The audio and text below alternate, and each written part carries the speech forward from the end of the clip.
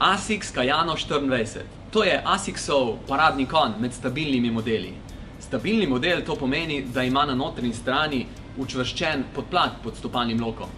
Lastnost, ki ga postavlja na mesto paradnega konja, se čuti po nežnosti notranjih materialov. V prednjem delu je srednje širok, je pa vrhnji del precej raztegljiv, zato menim, da je primeren tudi za tiste z nekoliko širšim stopalom. Podplat je vzdolžno precej čvrst, kar je tipično za ASICS. Petni del podplata je mehak, kar je koristno predvsem za tekače, ki udarjajo ob tla najprej s peto.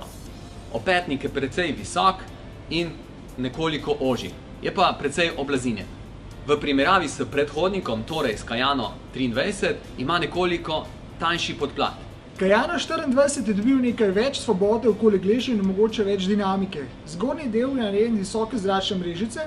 Fluid Fit tehnologija združuje mrežico z drugimi raztegljivimi materiali in tako ustvari optimalno pregibanje stopalov. Kot se vidi, v sprednjem delu ni nobenih izrazitih šivov. Clutch Counter opetnik, posebni stabilizator v peti, poskrbi za dodatno stabilnost, podporo in optimalno pregibanje peti.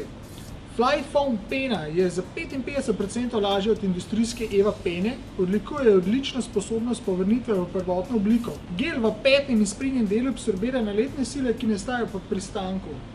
Vložek Isolite pene pod oznako 45 nudi dodatno blaženje.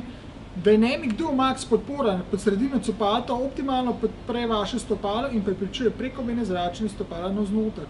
Guidance Line, gibljiva zareza v podplatu, poskrbi, da bo vsak vaš korak čim bolj učinkovit.